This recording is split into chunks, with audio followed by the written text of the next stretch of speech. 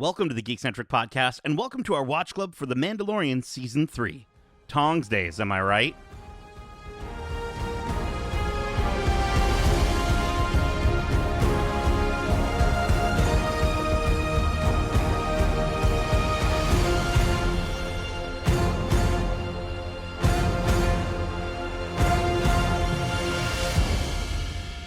Welcome to Watch Club. My name is Nate, and this is our Watch Club for The Mandalorian Season 3, Episode 3, Chapter 19, titled The Convert, directed by Lee Isaac Chung. If you're joining us for the first time, this is Watch Club, our weekly review series, kind of like a book club, but way better. Keep in mind, we will be going into full spoilers for this series and Star Wars in general, so if you haven't watched this week's episode yet, be sure to do so, and then come right back in less than 12 parsecs. Now, before we get our brains melted by a mind flayer, let me introduce you to my fellow Mandalorians joining me for this episode. First up, he's a high magistrate, but a different kind of high. He's the daring and delightful, dynamically insightful, droid-loving Darcy the Dank Saber Hudson. Hello, hello. How you doing, man? I guess you can't use a hoy-hoy on this Watch Club. I was very, very tempted to, especially because I missed out on the last Watch Club. I feel like I need to fit it in somewhere, but I avoided it. Hello, hello is what you get here. There we go. A little bit more, that's a more political way of saying ahoy hoy, I think. Or just more somber, because this episode goes to some interesting places. It's a bit darker than we're used to with this show. Mm-hmm. But listen, lastly, but certainly not leastly, joining us once again, he's the juxtapositional, Django-loving, Jar Jar justifying, Jawa junkin, Justin the Lumpa-Raroo Lawrence. Oh, Lumpa-Raroo, that's different. That is different. I am so ready to talk all things Andalorian. Let me tell you. Andor-Lorian. That's it, man. I downgraded you from Lobaka to Lumpa-Raroo because of your absence last week. You got downgraded to Lumpa-Raroo. Good old Lumpy. Have you seen his GIFs online, dude? Look up Lumpa-Raroo GIFs, Waroo GIFs, Lumpy GIFs. It is absolutely phenomenal. That's who I thought Lobaka originally was when I first called you Lobaka. But listen, we're here week 3. We got something a little bit different here. Based on the trailers, we knew we were going to get to see Pershing at some point. But were you folks expecting to see a full 40 minutes of him in this episode, Justin, you called it the Andalorian. I'm calling it the Andor-Lorian. Did you guys expect to get this much Pershing? No, I thought they would be, breaking it up a bit more. Maybe that's because I'm used to Andor spacing out those stories over 3 episodes, where this one, it felt like they took one of those whole storylines and condensed it into a single episode. So that was definitely out of left field in my book, and especially when they bookend it between the Mandalorian scenes. That's like a little sandwich. Kind of stole the episode. Yeah. Well, I actually really liked how they did that. I think that works with the overall story in that it keeps the theme of converting or conversion happening. We have the story about Bo-Katan who's converting to the Children of the Watch, and then you also have this conversion that's happening with Pershing, who's adopting the New Republic way, and is kind of is part of this program that's transitioning him into this new mentality. So I think it was actually really smart for them to frame it that way, and you can see a lot of parallels between the two stories as they sort of unfold.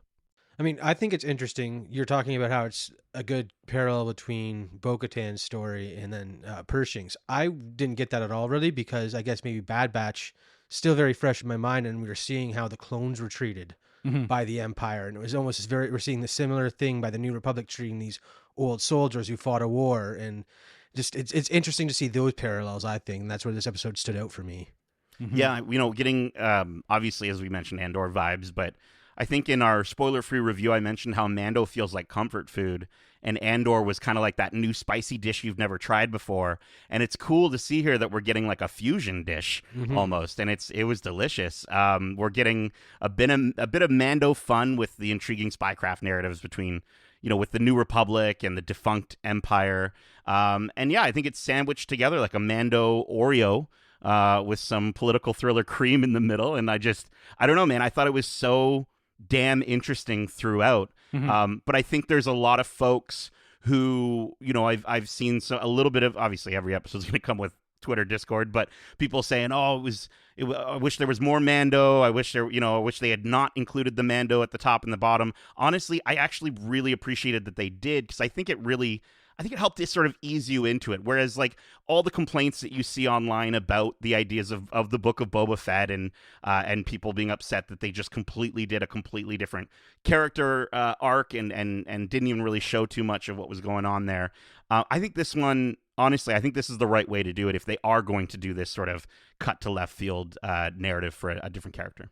I mean, I did find Pershing's story incredibly interesting. I think my issue is kind of more along the lines of the online Discord, is that I found myself caring less about his journey in that episode, at least during the first watch, because I'm like, but what happens to the Mando and Bo-Katan? Because they cut off on such a cliffhanger after such a big opening. It was a very grind to a halt and felt like a glacial pace in terms of how long it went. And that's why I kind of feel like it could have been a two-parter where we get the next half of his story like in another episode, because it really ground to a halt at points. And while I did find it interesting, it took a second watch for me to really sink my teeth into his story, because I was waiting for more Mando.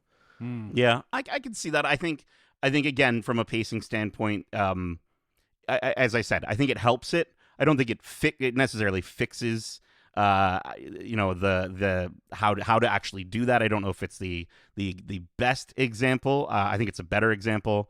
But I before we get arrested trying to truly help the New Republic, let's get to this week's episode. We open this week right where we left off last week, with Bo-Katan having just saved Din Djarin from drowning in the living waters, and she's sitting quietly and she's questioning whether or not to tell Din. And then as Din gets back up, he says he's bathed in the living waters, so he's redeemed now.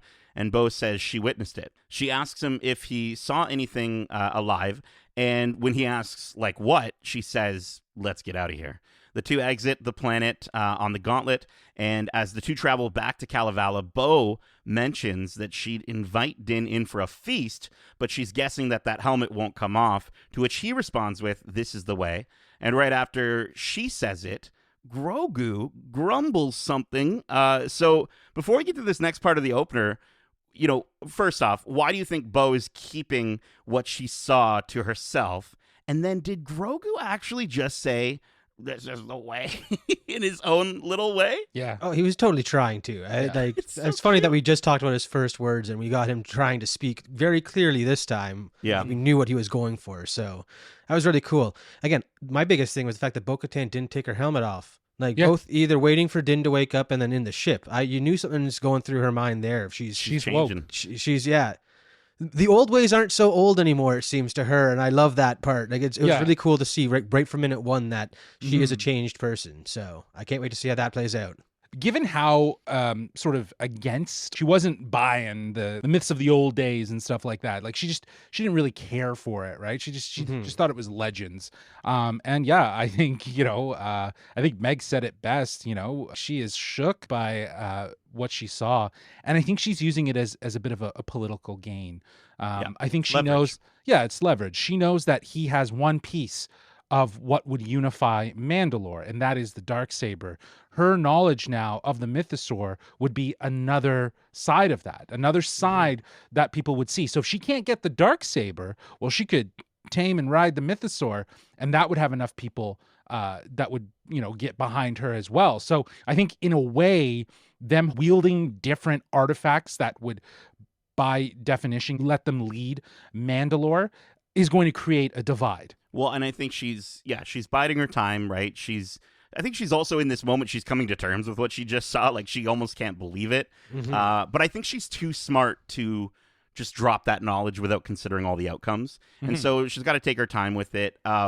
We're getting Grogu's first words soon. I think it's going to happen this season, which is so exciting. I will say, though, as excited as I am about that thought, I also was kind of like weirded out by it at the same time, because I'm like, do I want to hear Grogu talking all the time? Like, do I want to get next season, do I want Grogu to just be like chatting it up all the time? I don't think that's what's going to end up happening. No, yeah, right? That's I not think how it's babies learn to speak. Exactly. You'll hear some few words audible at first and stuff. Yes. Yeah. Yeah, there'll be some things that'll be very audible, like maybe it will be this is the way that we hear and that we we understand. But I think after that it could be little fragments of sentences and words and stuff like that. I don't know if he's just going to be a chatty McGee, following. No, but even still, just even hearing him say a word, I'm still. I don't know. I'm weirded out by it. I'll probably get used to it. It'll probably be the most adorable thing when it happens officially. But I did like how they both like looked back at him and they're just like, "What the fuck? Did he just say that?" Anyways, just as they look back at Grogu, they come under fire from a squadron of TIE interceptors. And knowing the shield won't hold, Bo asks Din to take the guns and hold them off. Believing they might be members of a gang led by an Imperial warlord, they continue down onto the planet. Din makes a jump, just barely passing the interceptors mid-air, and uses his jetpack to land safely and then quickly boards the N1. He takes out the first interceptor in a spectacular fashion. And after avoiding and destroying the remaining ships, Bo and Din find a moment of peace. However, this moment is interrupted when Bo witnesses her castle being bombed in the distance. Enraged, she makes a push to take out the bombers. Din notices they are incredibly outnumbered, and he steers her away. He sends her jump coordinates to a location they won't find them, and the two of them blast off into hyperspace. So let's talk about this sequence. What did you think of this incredible chase, this incredible aerial combat? And then after that, who do you think these TIE fighters were?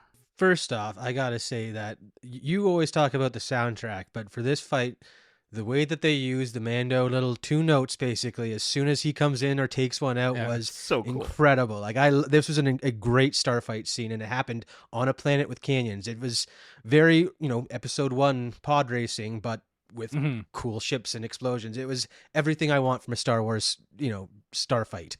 Yeah, these are some of I think the most incredible aerial combat moments we've ever gotten in Star Wars. And I know I said that during our episode 1 watch club, but even here it's just I think it's incredibly awesome to see the N1 basically going vertical a second after launch is so cool. The versatility of that ship is insane.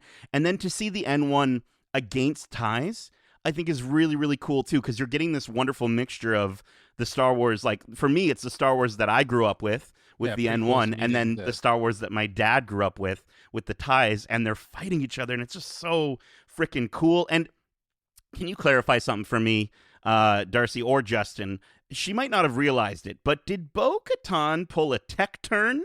Is that what happened there? Was that a tech turn? Would you call it a tech turn? I don't know if it was a tech turn. I mean, the whole cutting engines and turning it back on is not new in Star Wars. Tech didn't come up with that. That's just a tried and true too much credit. Pilot move, basically. So so that's cool. more Omega looking up to him in that case. But yeah, she, like that.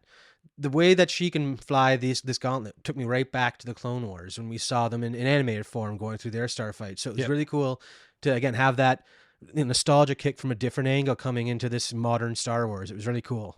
Yeah, starfights have been well improved, even with Andor. There were some great in-space battles, and I think that this is yet another example of the improvement and just the idea of keeping the tension, right? Like the way that Mando goes straight up and then falls, and then, pulls back, shoots, and then flies through the wreckage, right? Like it was just the way it cuts, and like you have that moment of like, is he going to be able to make it? And he's going to, but then the way they cut from like him pulling, cocking the gun, blasting, blowing right through it, it was so well done. That N1 is that would be like my ship of choice for sure. Oh yeah. It's so nimble. It's so light. It just whips and cuts corners so well. Like in comparison to Bo-Katan's ship, her ship feels large and clunky. But yeah, like the starfights are next level for Star Wars. And I think that it adds a lot to evolving the Star Wars, look. But in regards to your second question, Nate, about who it could be, I don't know. Could this be Thrawn?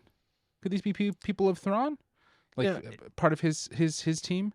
Yeah, because he was a huge proponent in the Defender program. Like he was very much pushing for a shielded starfighter that could compete with X-wings. So that is what we see in this starfight are those improved ties. So I'm wondering if that's him, or again later on in the episode we get another kind of bomb dropped where Moff Gideon might still be out there type thing. And again, he has a lot of sway even after It could be the him fall of too. the Empire. Yeah, So it could be. those are the two choices in my opinion. Yeah. Well, I mean, speaking of bombs dropping, right? Like with the TIE bombers being a part of this fleet, and we know that Gideon has had access to TIE bombers in the past. Maybe that's kind of his thing now that he's an Imperial warlord. It's like he's the TIE bomber guy. Yeah. So yeah, I was kind of thinking in the line of Thrawn or Gideon. I think. Dude, it would be so incredible to get to see them both on screen at the same time. Like Giancarlo Esposito and then Thrawn, like whoever they get to play him, it doesn't matter. Those two on screen eating up a scene together would be phenomenal. And I honestly, I really hope we get to see it at some point. Yeah, I don't know.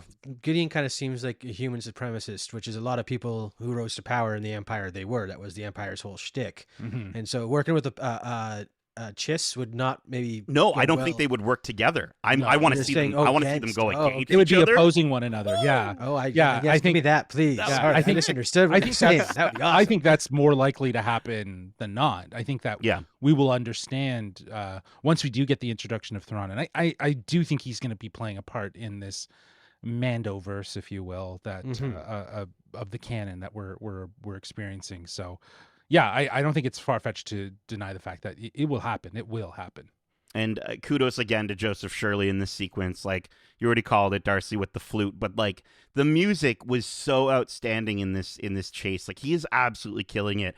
And like you've got the drums in the background, and then you kind of get a certain moment, there's like this like trap sounding drum in the background, and I'm like, let's freaking go right now. Like it is so well done. Yeah, man. And I think I loved how we also did get a little bit of some of that goofy Din Djarin personality that has sort of started to spring up a little bit more when she asks him if he took any damage, and he's all cocky. He's like, not a scratch. And I'm just like, let's go, Din. Like, I know the Rogue One movie was shelved.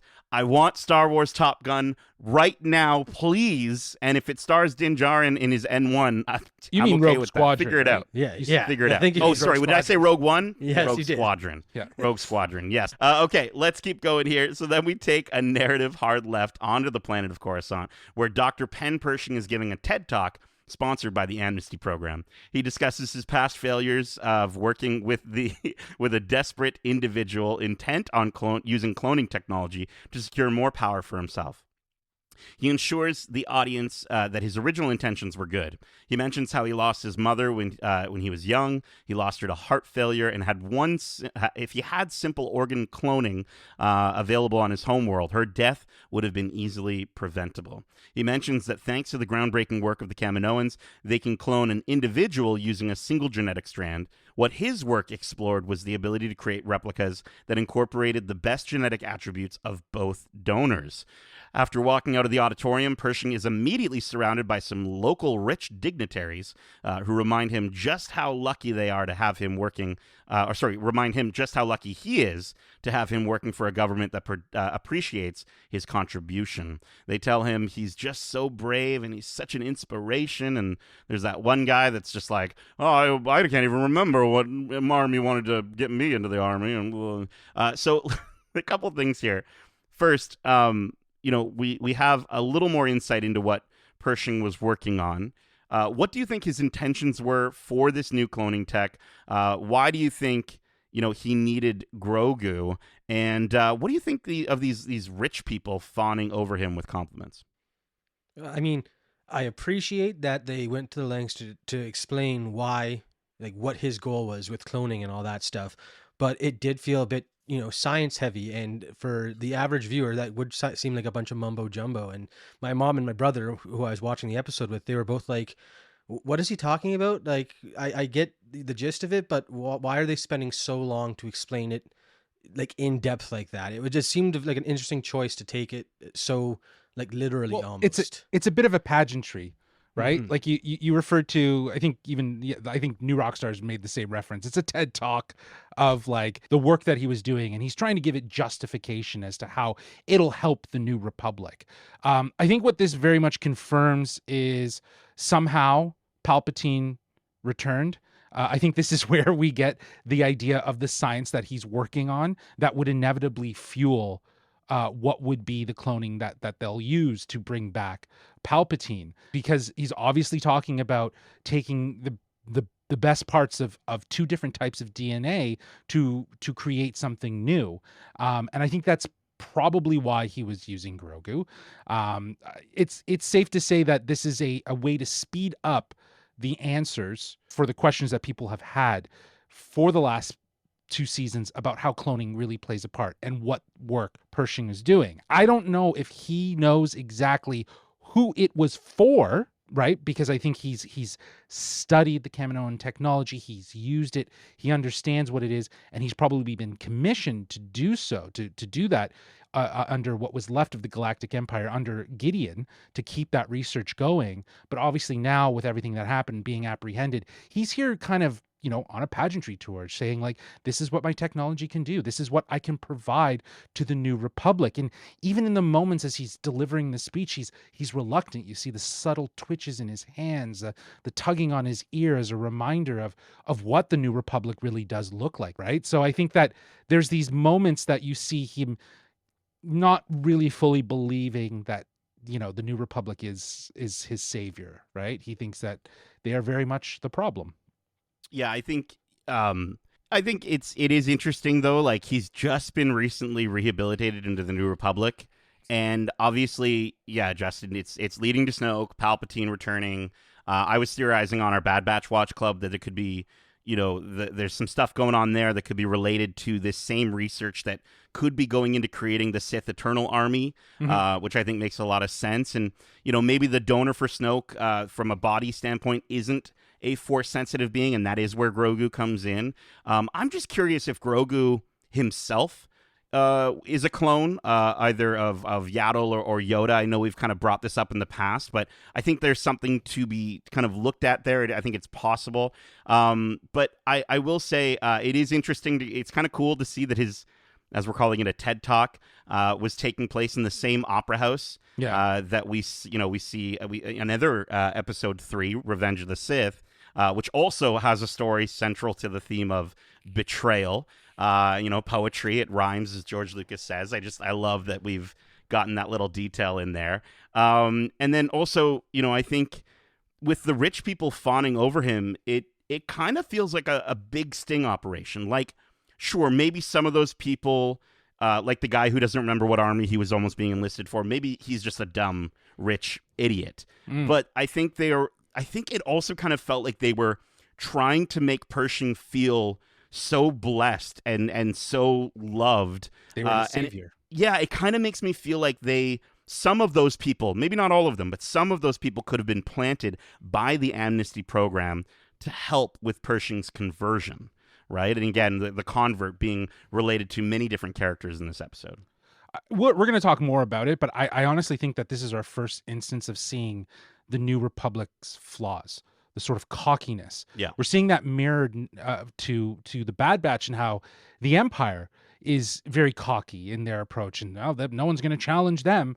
I think they think that they're in a peacetime. There's no more war. They've beat the Emperor. They've beat the Galactic Empire. There's no need for this. So I think that there's a sense of that arrogance that kind of runs in, and they look at themselves as being the savior to Pershing and giving him a second chance to matter and to do work. And I think that in itself is sort of the first instance of us seeing the hole that the First Order will definitely fill in terms of challenging the New Republic. I don't know. I got the feeling that this is just to show that how out of touch the high society can be on this city. Yeah. Like, I feel like they were like, the fact that the guy didn't remember what army he was joining. He's like, it never mattered to him. These people are above all the fighting and all that stuff. It never comes to Coruscant, so why should they care? And I think that was that's what I got from this scene, at least, was the fact that these people are so out of touch that they'll say anything just to seem important, to make themselves feel better type thing. They're just cocky high society people, and that's probably the last people you want to surround such an unsure person with, because they'll talk his ear off and maybe he'll take it the wrong way type thing. So yeah, this is a really interesting episode because, again, I was getting mad Bad Batch vibes in terms of how they are handling people who fought in this. There's a lot of parallels. And then, a lot of parallels between all the shows going on right now. It's a very interesting time of Star Wars where everything is paralleling something. But it's nice because I think it's all intentional. You can see that the Andor influence has impacted the Mandalorian experience. Do you know what I mean? Like, just in the idea of they're all sharing. It's like all of these shows and their creators and their writers are just in a sandbox playing together with their Star Wars toys. You know what I mean? So I think it's definitely, we're seeing overlap and we're seeing things connect. And I think that that's all very intentional for why these series are dropping at specific points in time. Well, I'm looking forward to Young Jedi Adventures when Nubs becomes the next mayor of the town and has to go on some sort of political campaign. But I will also say one last thing on these rich people. After watching 2 seasons of White Lotus, and then Justin, with our Oscars episode, we talked about Triangle of Sadness. Honestly, I could go for a series about these rich people. We're kind of getting that with Mon Mothma's family in Andor, but imagine like a White Lotus style narrative on the Halcyon, or like at Canto Bight or something like that, like just with a bunch of these rich assholes who get what's coming to them. Like, I would be so down to see that in Star Wars. Ryan Johnson's movies come out. Who knows? That might be his. Man, Benoit Blanc in space. Let's go, dude! I would be so down for that. That sounds incredible. That would be phenomenal. You know what? Instead of Benoit Blanc, though, who was the character in Last Jedi? That was like the guy that betrayed them and was like, oh well, they're buying and selling guns on both sides. What was that guy's name? DJ. DJ. Dude, get DJ as the star of that? Like, let's go, man. That would be so sick. Okay, let's keep going here. After an enduring, after enduring a short trip with a very talkative droid, which, by the way, Pershing made the ultimate mistake here by not having a pair of headphones or something when getting into this Uber. Like, have you guys been there before when you're going to get into an Uber and you're like, I know for me, I'm too polite to say, I don't want to talk right now. Do you guys ever? I just like the fact that on Uber, there's an option where you can be like, don't talk to me. On the app. Or you even get in the car. He doesn't, what? He's new. He doesn't know how to use the app. That's what it was. Most people are pretty understanding of that. If you engage in conversation, then they'll engage in conversation. Yeah, I could imagine if you were an Uber driver, you'd just be chatting people up all the time. I respect their decision How was in your the day? app. Yeah. And then that talkative Uber droid looking a lot like that Ralph McQuarrie concept art for C-3PO. I thought that was really cute. And I think these, honestly, and listen, I think, Justin, was it you and I, Justin, that got flack from Kevin for being upset about the very blatant inclusions of nostalgic-filled Easter eggs in previous episodes of Mandalorian? But here, these deep cuts, I appreciate these so much more. Instead of just having like, oh, there's that creature in the background. Like, this is some stuff that is like, this Ralph McQuarrie concept art, or even some of the things that he's saying about some of this very expanded lore drop sort of stuff. I don't know. I think it's really cool. He's talking about some sort of Malastare mud scrapper. I can't remember the name of it. Some flying beast, which is really, really cool. Anyways, Pershing arrives at the Amnesty Program housing where he passes by a table of Amnesty officers who ask him to join them for a drink. He introduces himself as Amnesty Scientist L52 and tells Amnesty Officer M43 that he was just transferred from the Reintegration Institute. M43 introduces him to G27, M40, and G68, who he immediately recognizes from his time on Moff Gideon's ship. G27 says he heard that Gideon escaped en route to the War Tribunal, but M40 says, no, that was just a cover, and that he was actually hooked up to a mind flayer. And then G68 completely goes the other way with the topic, and she says, I try not to think about him anymore. And thanks to the rehabilitation program, she can contribute to the New Republic. M43 hands Pershing a drink, and they all raise a glass to the New Republic. They share a drink and discuss the everyday positives of working under the Empire. Pershing mentions how he misses the travel biscuits. And later, in his jammies, Pershing is ready to go to sleep when somebody rings the doorbell to his room, plays a bit of Nicky Nicky Nine Doors, runs away.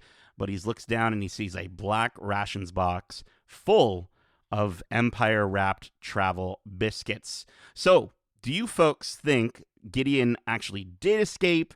Was he actually maybe put through a mind flayer of some kind? And what do you think of the New Republic's amnesty program?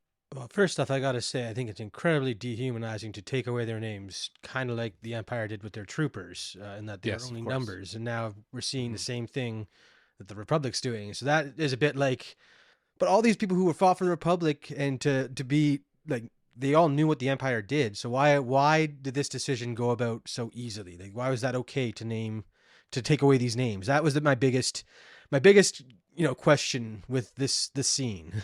Well, it's almost like they're leaning into what the Empire did, right? Like they're just Mhm. they're just saying like, oh, we're just going to continue what the Empire was doing with this, but we're doing it for good, right? And I think again, it just kind of connects back to Andor. It's like that's a point of perspective on what side you're on. You could be on the bad side thinking that you're doing good. You could be on the good side doing bad things. You know what I mean? Like it's all point of perspective. So that said, it goes to show that this new republic that is in place, that is taking over for the Empire. But at the end of the day, are they really taking over for the Empire, or are they just replacing it? Because I totally agree. I think it's totally dehumanizing to just take away their names. But I don't know. Do all of them necessarily have names if they were part of the Empire? Again, Maybe. only troopers in the Empire had no names because they were Okay. conscripted. Upon conscription, they were giving the number. But anyone part of the ISB and Imperial Navy had a name. They were officer so and so and stuff like Right. that. So Right. they've gone a step further in that anyone who worked for the Empire now has no name, and that's what I thought was like they one up the Empire, which is something that I thought the Republic would be like, maybe we shouldn't do that. Well, speaking of the ISB, I mean, I thought that the housing, the amnesty program housing looks a lot like where Cyril Karn lived in Andor. And their outfits. Why are they wearing the same thing they wore when they worked for the Empire? That was another big confusing thing. Well, and this is the thing, like it's just interesting how they're sort of they want to be so different, but there's certain things that they have to reuse. They can't not reuse those buildings, and then they're like, we don't, you know what? We actually don't have the budget to get new new uniforms, so let's just put a shiny badge on it, and I'm sure they'll be fine. And I think this is them keeping all their converts within close proximity to their jobs, right? It's meant to look like, hey, this is a positive thing. You get to live here, but it's really like, no. This is so you can get to your work on time and work to death. Yeah, it's public housing. It's like school housing in a sense, right? You know what I mean? Right. So these people, they have nothing. So they're set up with a house, they're set up with that, and then they're contributing back to the New Republic. But I think it's all intentional for them to be using, letter number names and, using the same outfits and stuff like that. The New Republic is just, maybe it's being perceived as more of like a new empire. You know what I mean? Like it's just a point of perspective, right? Like they're doing good, but are they? I don't know. That's the biggest question, right? So, Well, I also wanted to say if shortbread cookies were that hard to find in the galaxy, I probably, I think that's understandable, missing those those biscuits. But I do think it's super suspicious that the conversation these officers are having, where they're reminiscing over the things they missed about the Empire, like it's perfect timing. And you have to wonder if it's all an act. Like maybe all of, not just G68, maybe all of them were in on this. Okay, he's coming. Okay, let's start talking about this.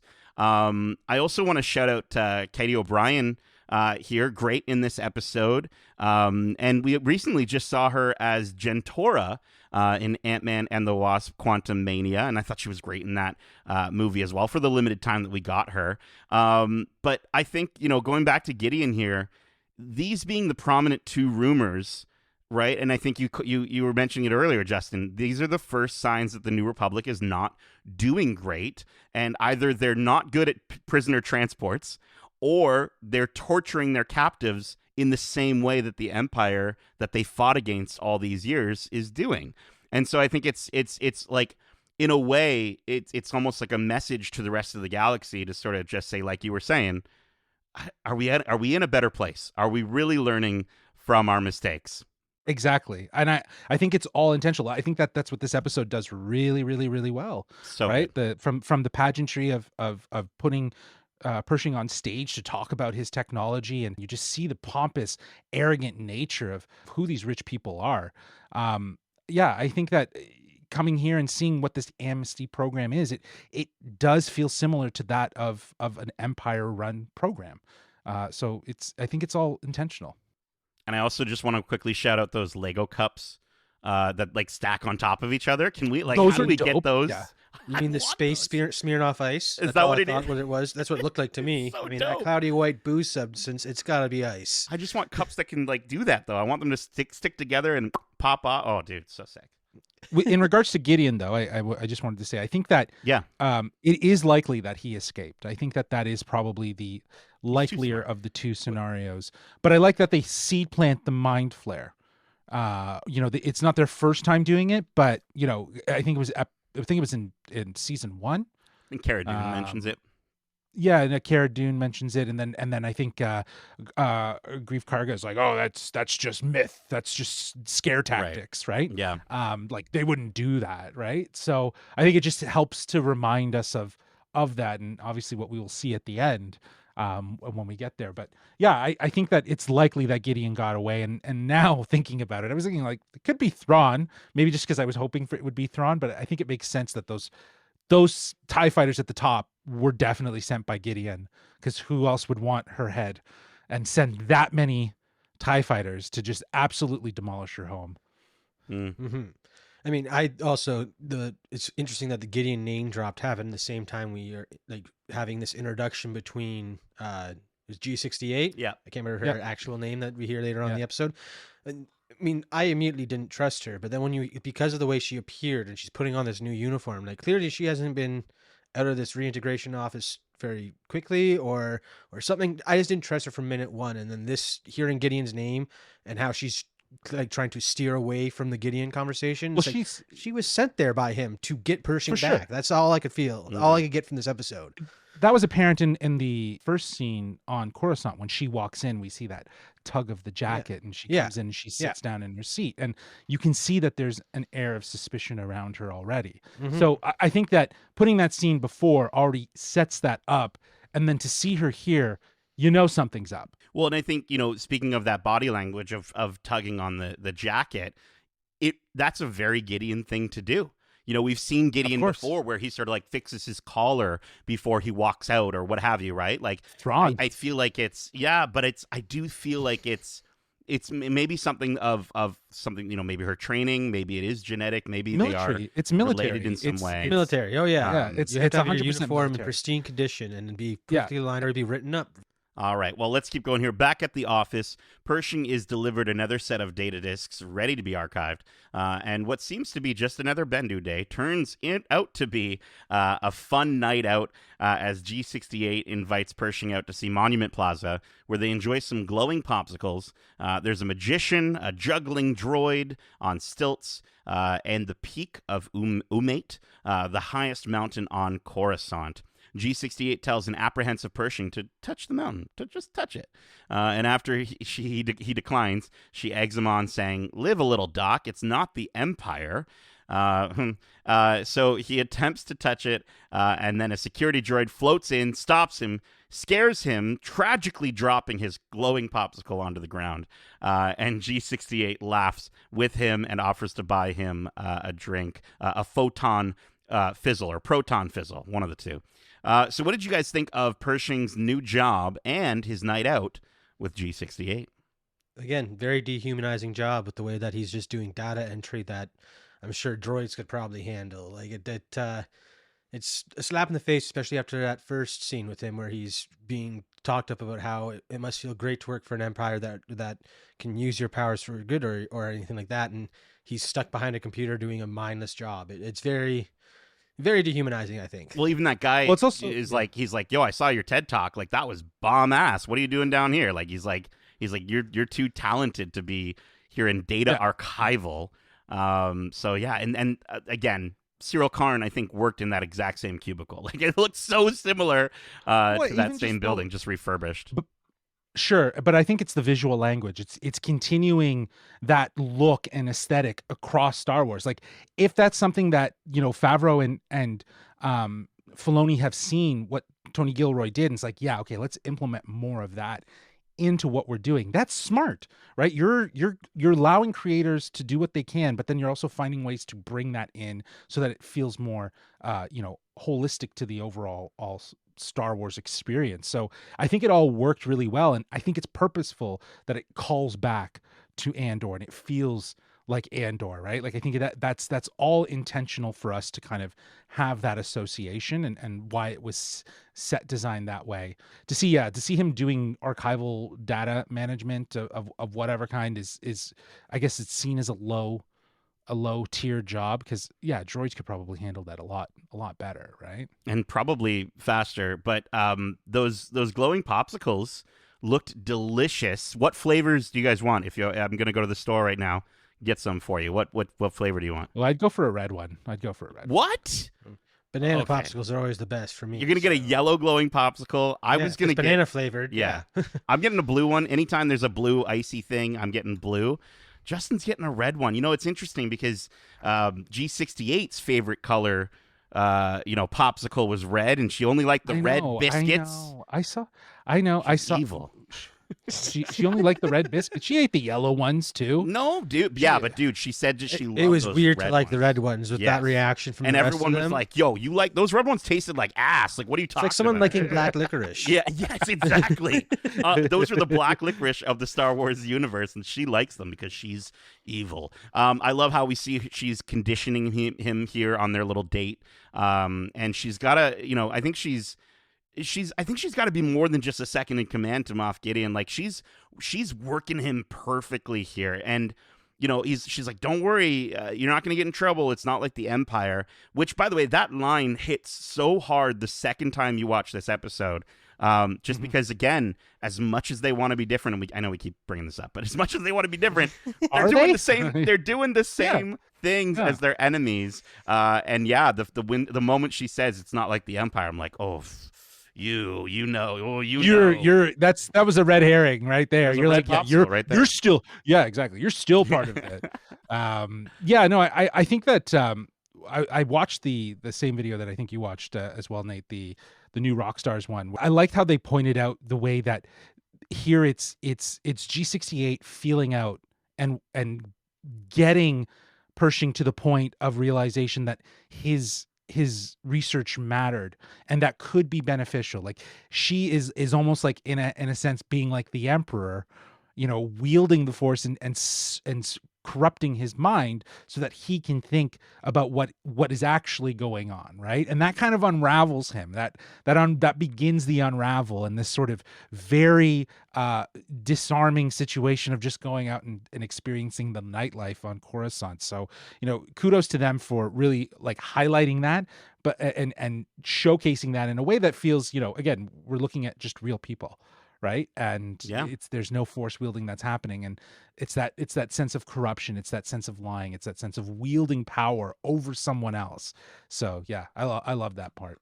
A couple of neat details to point out in this sequence. Monument Plaza has been a couple times. We've seen it before. I think the one that sticks out the most, Duchess Satine and Obi-Wan went on a secret date there. In the Clone Wars, and that's pretty dope. I think the music playing in the background with the circus-style composition. Yeah, it was like March of the Resistance theme from The Force Awakens, which I think kind of pokes... Right, and it kind of pokes fun at them, just like, oh, they're just a bunch of clowns. And then I think, thanks to Twitter for pointing out the magician that they see is Dean Cudney, the cinematographer for the episode, as well as the Back to the Future trilogy, which is really dope, and he has that little dragon thing there.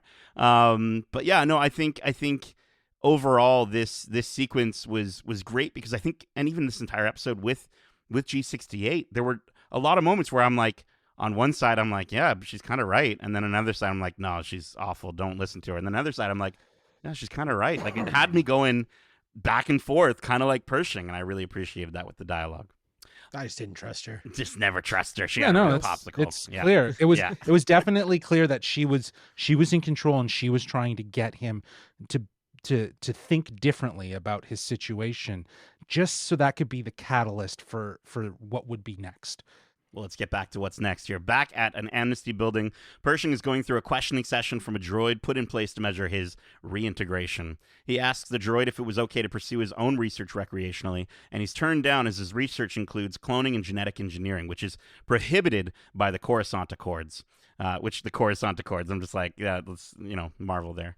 So it just reminds me of laws. Just laws. Yeah. There's just laws, yeah. Accords. Accords are laws. Accords yeah. are a real thing. They're not just Yeah. in You know Marvel what? Universe, Nate. Yeah, You're wrong. exactly. You're wrong. Go eat your red popsicles, okay? You don't know. But Pershing walks out to see G68 sitting by herself, and he sits down next to her, lamenting how his research how his research in the right hands could still really help people. She asks him what he'd need to do to continue, and she says they can get a mobile lab station, but they'd have to go outside their designated perimeter. She says she's willing to take the risk because, the risk of being sent back to the reintegration center if his research is really as important as he says it is, and she recommends that he sleeps on the decision. Back at his office, he's told to continue archiving equipment, but when he questions why it all needs to be destroyed, he's told it's because it's Imperial technology, okay? Technology, he says, is still able to be put to good use, but then he gets the runaround, and they're running out of time. Pershing, now frustrated, undergoes yet another reintegration questioning session, and after confirming that his main objective is to help the New Republic, he quickly exits and immediately tells G68 that he's down to go get that mobile lab station. So why do you think the New Republic is so against using Imperial technology? It can't all be evil, right? Like they must be able to reuse even some of it, even if it isn't for war. Well, I think a lot of this comes back to that first scene where all the high society people are schmoozing.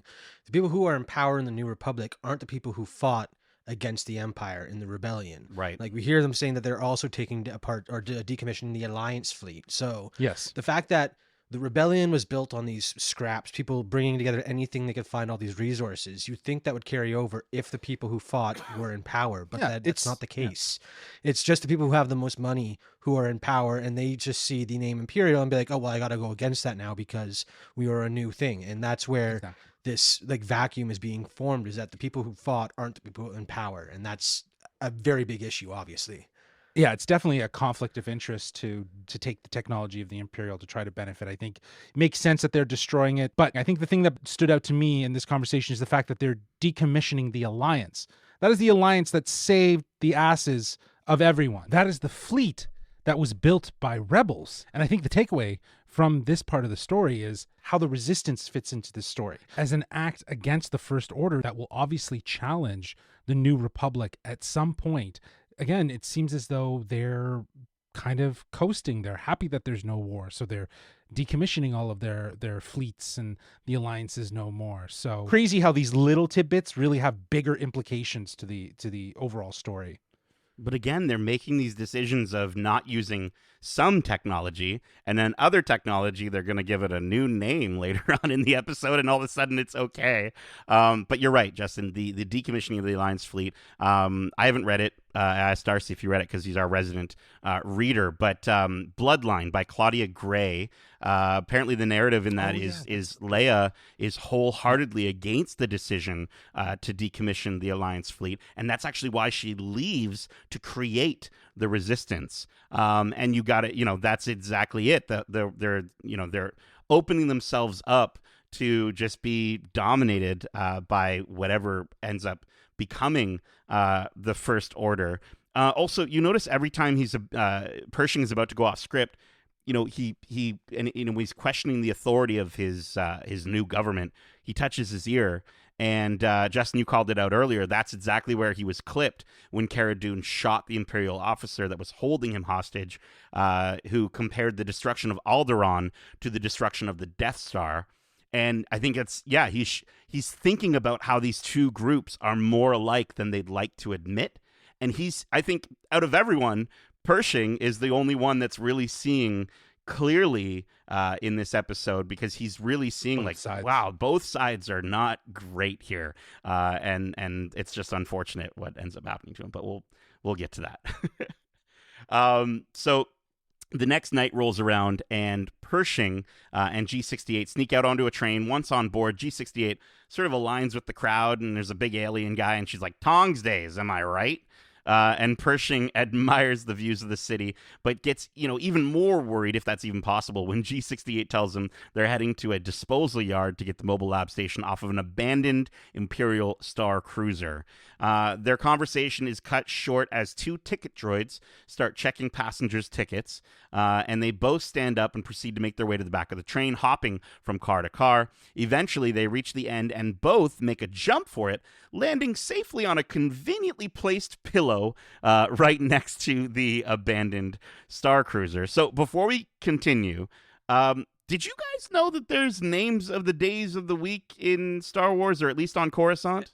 Well, it's funny you mentioned that. I was listening to a High Republic audiobook, and they're talking about something that happens over the course of, 6 or 7 days, and they never mention what day it is in the week. And I found myself thinking, like, what are the days of a week in Star Wars? And to get it, like, almost 2 days later, the answer of at least one of them, Yeah. I thought that was really fun and just weird how my mind was going there before I knew it would be revealed. Well, I did some digging. there's- Prime Day is the first day. Centax Day.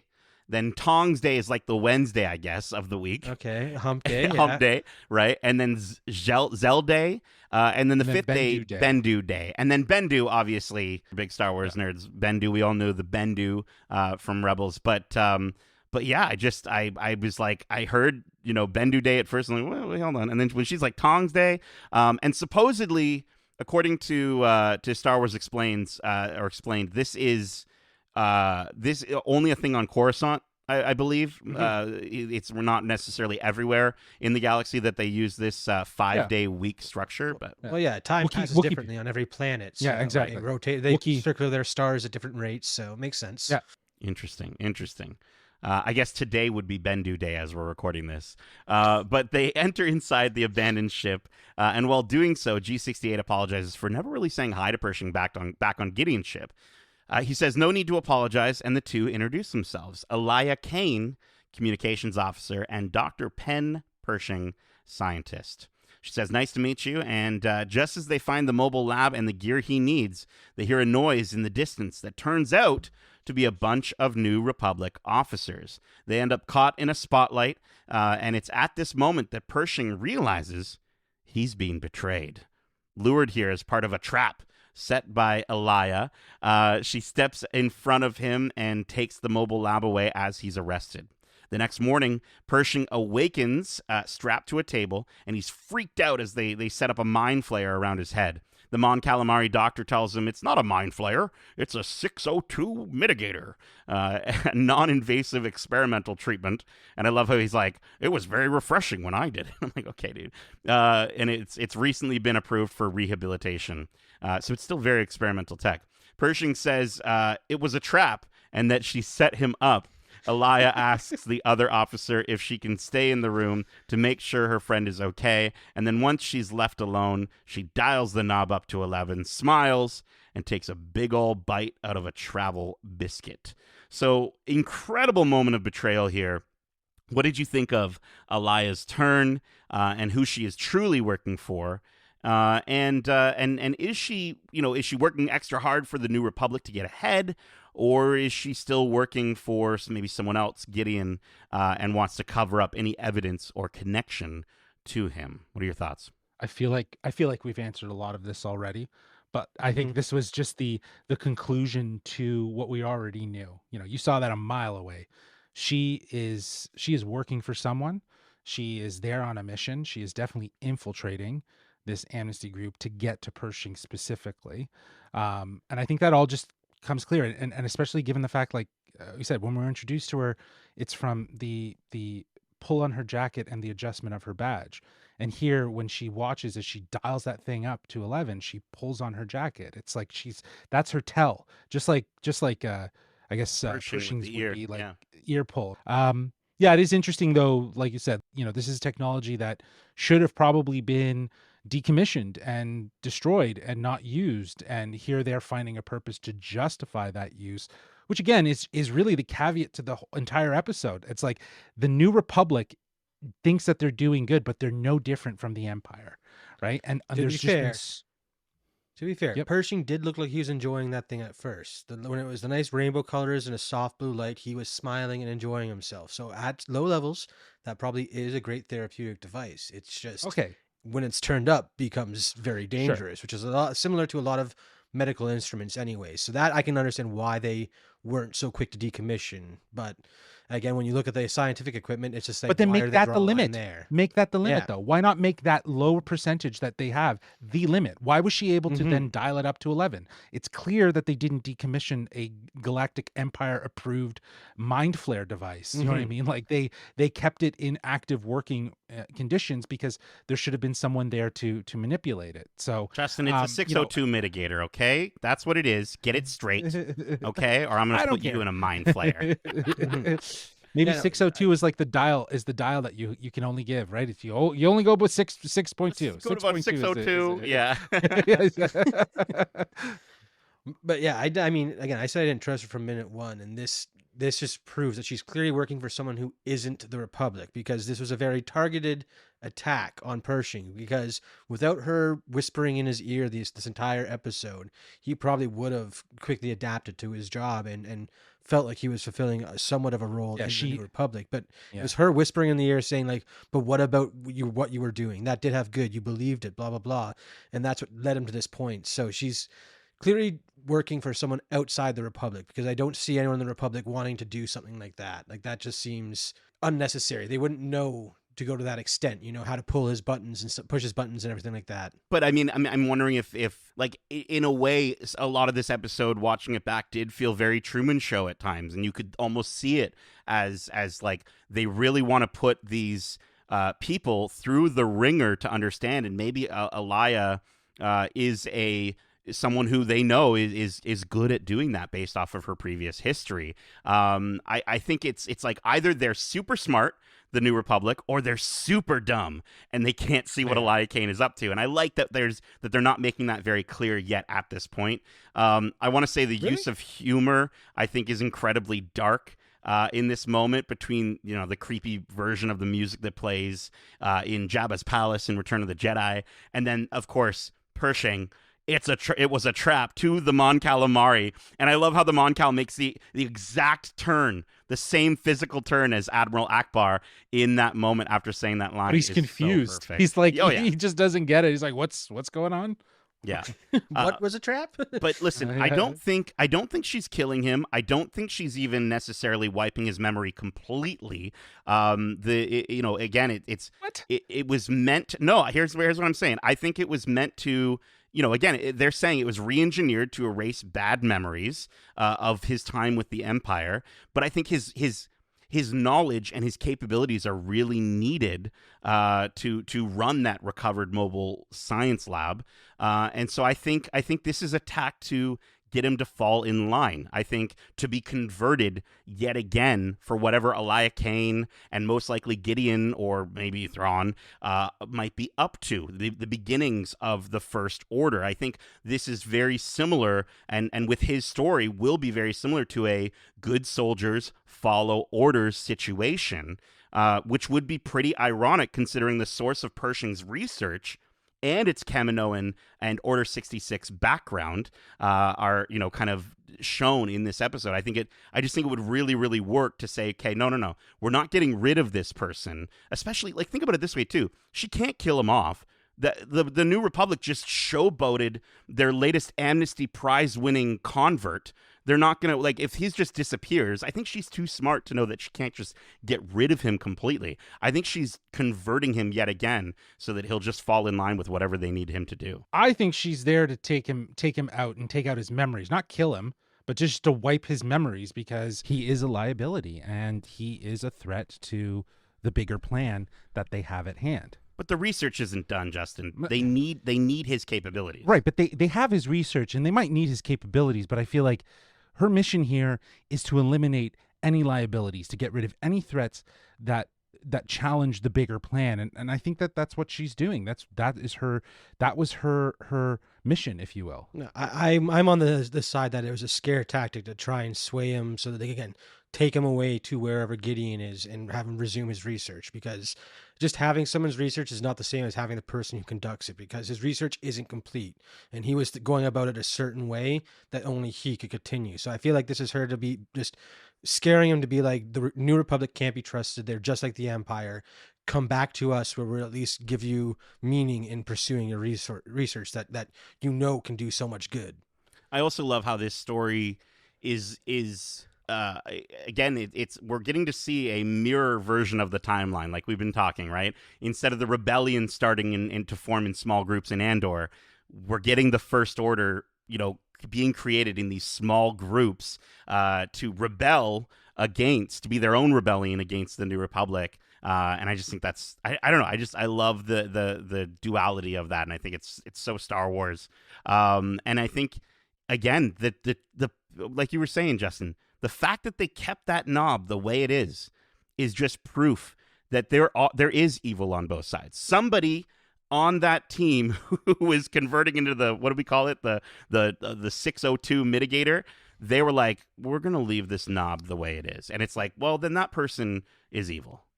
Well, I mean, the galaxy has a lot of different species. You might need to crank it up to 11 for certain thicker-skulled individuals. You never know. Okay. That might be the Okay, reason. you new apologist. You don't know you new science, Republic okay? apologist. I'm sorry. Over here. It's a space thing. We don't know how science works. We can't just no, that's fair. single it down to that. That's there fair. might be a reason. That's fair. Yeah, we got to consider all species.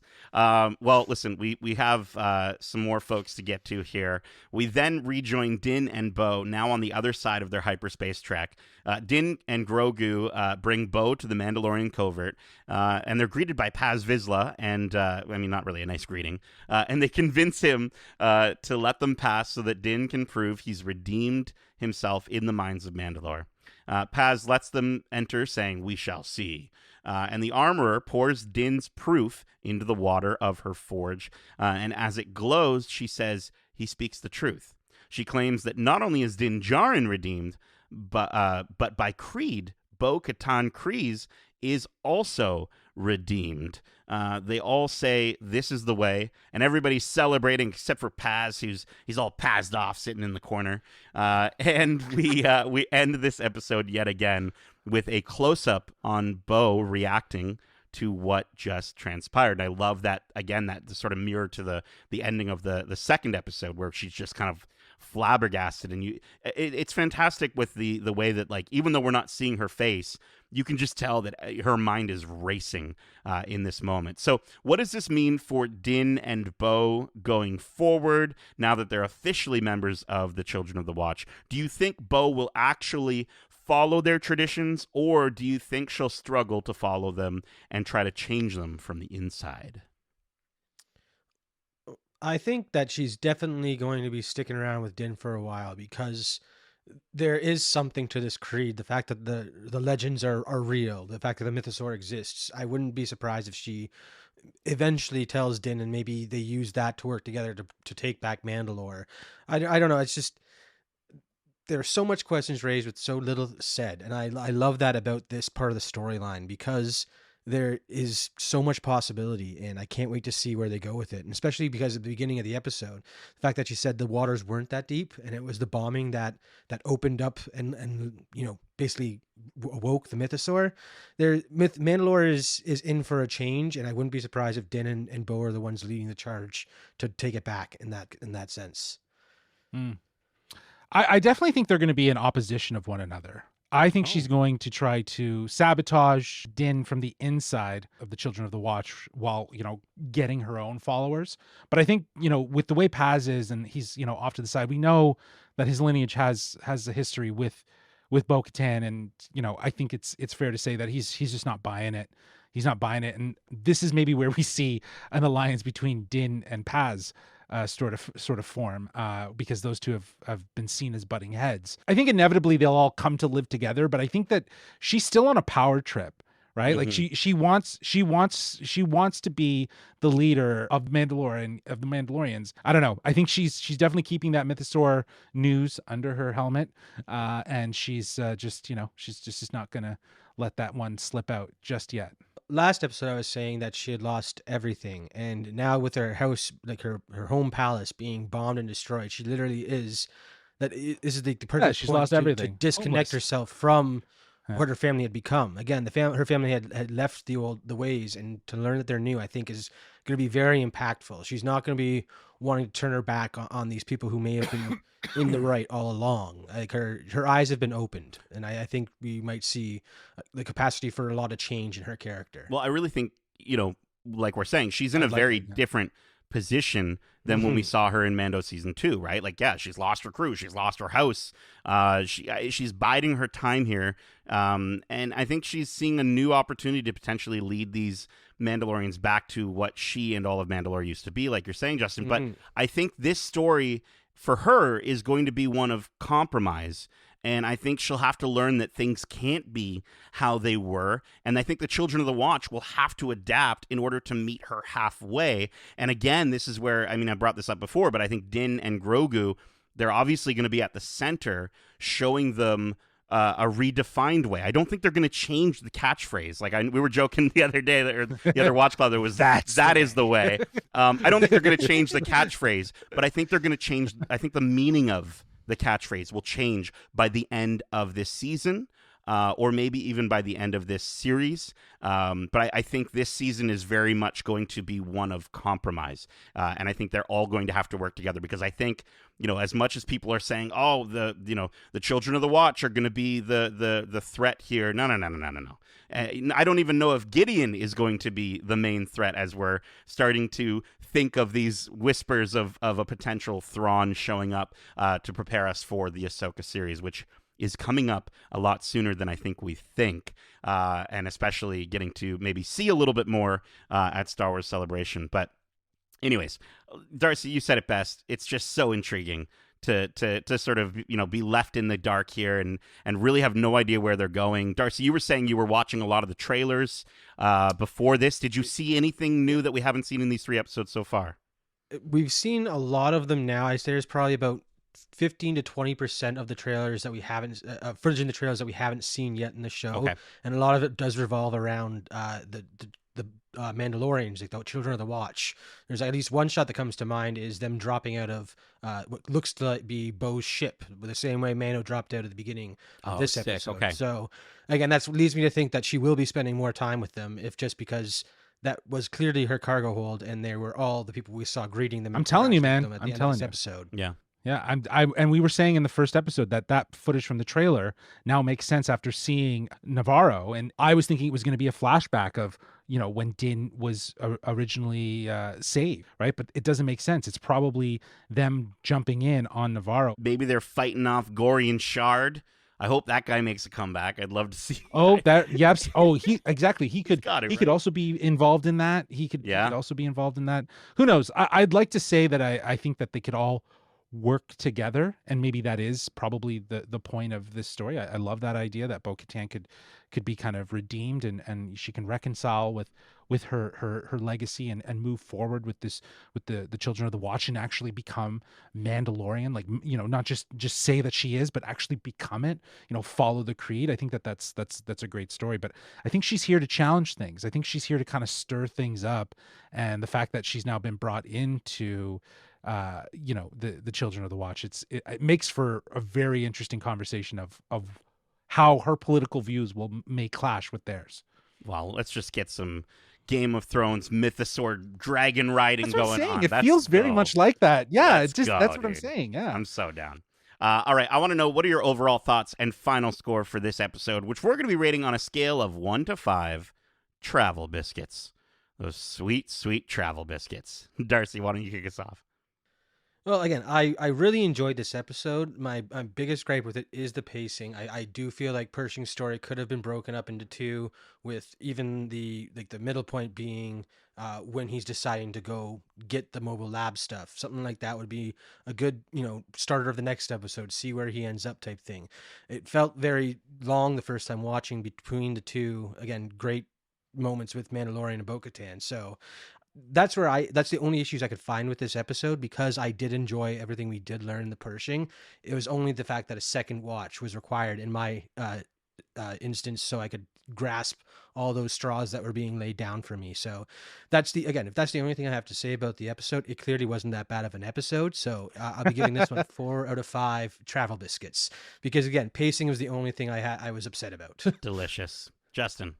I totally agree with you. I think it's interesting how they structured this episode, Darcy, by placing 2 bits of Mandalore on as the opening and the closing with some.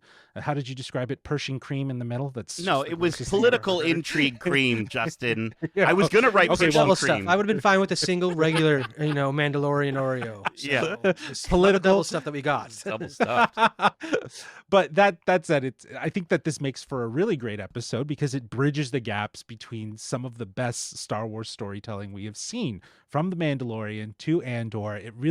It brings in that political thriller, that espionage vibe, that it feels very reminiscent of a Blade Runner. And hey, Pershing even looked like Blade Runner at times. Rocking that he had jacket, the, dude. the brown pop collar, and it's just he looks so badass. I also think that this begins the process of answering questions for the sequel trilogy. Like, somehow Palpatine returned. That is a big thing that they need to fix. And I think that the Mandalorian universe and this pocket of the story is going to start doing, along with the Bad Batch on the other end of the canon timeline. I also really like how we've seen this New Republic, as we were talking about, seen more as like, are they really better than the Empire? They seem to be adopting a lot more of the Empire and choosing what should be saved and what is for the right of the New Republic and what the New Republic shouldn't use. So, the whole amnesty program of bringing these people in to kind of recondition them and having the mind flare, I think it all just presents a really interesting dialogue around, again, just the understanding of what good and bad really looks like in the galaxy. This is probably one of the most interesting parts of the story that we've all been wanting to see, and I liked how they explored Pershing's sort of unraveling and the conditioning that he has to go through to get himself to become, a new member of society after the treacherous deeds he did with Moff Gideon, in post-Galactic Empire times. The big question about this episode is, the convert. Who is it referring to? Is it referring to Pershing and his failed conversion, or is it referring to Bo-Katan and her story about how she has now converted back to the old ways of Mandalore and is now, kind of spooked into believing the myths and the legends? I really liked that Lee Isaac Chung took on this episode and opened the episode up with a very traditional Mandalorian style adventure and giving us a political thriller in the middle and then bringing us back out to the bigger story. I think that it actually makes a lot of sense, and there is parallels there. I think if you see the parallels are very obvious in the story that they're telling. But yeah, this is all really great stuff, and I love that we've now have more of the political intrigue and the espionage style drama embedded in The Mandalorian. So I'm going to be giving this episode a 4 out of 5 travel biscuits. Woo! George Lucas is so happy. He's loving it. He's just like, oh yeah, great. Get me back to that opera house. Overall, this episode, yeah, it was great. Like, insane aerial combat and the Mando fun at the beginning of the episode. So good. Taking that hard left turn into the political intrigue of a character who I definitely think is going to be pretty instrumental to the downfall of the New Republic. Was cool. I think it was a really great call. I think it's a good call to do this in an episode 3. I love the amount of lore drops that we had in this episode. The deep cut Easter eggs done in a subtle way, I think were really, really cool, and just really great examples of bringing in nostalgia to build out the world. Getting to learn about Tong's Day and Bendu Day and Syntax Day or whatever all the days are, I think was great. And I think, again, it's just those little things that are so much fun and remind me of some of my favorite aspects of Star Wars, of getting to learn that you say bright suns in the morning on Batuu. Like all those little details are just always so fun and geeky. I think this episode had a really great show not tell mentality in terms of its exposition. I think it did a really good job at that, and I think the twist at the end, it got me, and it got me so interested to see what happens next in this part of the galaxy, whether that's going to be in this series or for future series of Star Wars. And I think the galaxy building that they're doing, like you said, Justin, it's Filoni and it's Favreau. They're coming in, they're fixing the shortcomings of the sequel trilogy, and I am all here for it. So yeah, this episode is great. 4 out of 5 travel biscuits. I ate one, and I smiled as I dialed the dial up on Justin's mind flare. All right, so that is it for this week's episode of Watch Club for The Mandalorian Season 3. We hope you enjoyed it, and if you did, make sure to subscribe to us wherever you like to listen to podcasts, and if you haven't already. And if you want to write into the show with your thoughts or your predictions on the shows we cover in Watch Club, well, listen, you don't have to stick your head inside of a microwave only to have your memories erased and maybe turn to mush, or maybe you will still be useful to the First Order or whatever that lady's doing. Darcy, can you let the children of the Watch know how they can reach us by holomessage? For sure. They can reach us at wearegeekcentric@gmail.com. That's wearegeekcentric@gmail.com. Or if that's too much like jumping off a speeding train and not knowing where you're going to land, you can always reach out to us on Twitter at GeekcentricYT or on Instagram at wearegeekcentric. But you're going to land on a pillow. You're going to land on a pillow. She like, knew precisely. The exact moment. It was. She's been there before. Like she knew she's done it before. She knew where she was going. Yeah. I mean, also like it was part of the operation, so maybe she just was like, so put a pillow right there. Perfect. Keep in mind we have a ton of other great episodes covering the latest in movies, TV shows, and games, including our recent spoiler-free reviews for the Apple TV original series Hello Tomorrow. And we also have our upcoming This Week in Geek episode, where we were so lucky to have been joined by Q107's own fearless Fred. We hung out with Fred to discuss the latest Star Wars movie news, his thoughts on The Punisher returning to Disney+, and we discussed his new comic series launching March 22nd called Dead Romans. He was kind enough to share some insight on the new comic, which looks absolutely incredible. Justin, you got a chance to read it. Dude, yes. I'm so stoked. Yeah, it's a first issue, so it was a tease, so it got me hooked. So I'm definitely going to be going through the motions and following along to see how the story plays out. But the artwork is stunning. It's just such a great pairing of history with today's style of illustrative comic book infused in it. It's so nice. So cool. Well, that is going to be out again. The first issue is launching March 22nd, and the episode where we talk to Fred is coming out on Monday. And if you enjoyed this Watch Club and can't get enough Star Wars, well, listen, we also have our Star Wars The Bad Batch Season 2 Watch Club going on right now with just 3 more episodes. I mean, technically 1 more episode and then a double episode finale. I am so stoked. And we also have interviews out now with Rick Famuyiwa, as well as Bo-Katan Kryze herself, Katie Sackhoff, where Justin had the chance to sit down with them and discuss their voice in the larger Mandalorian story, as well as there was a lovely moment regarding Star Wars parenting, which was super cute. So go give those episodes a listen right here on your podcast service of choice, or you can check them out on YouTube at youtube.com/Geekcentric. Check out our TikTok at We Are Geekcentric. Justin's putting up some great TikToks over there. So again, subscribe, click on all the things, click the bells, click the likes, leave reviews. Darcy, Justin, thank you so much for joining me for this Watch Club. And as we say, this is the way.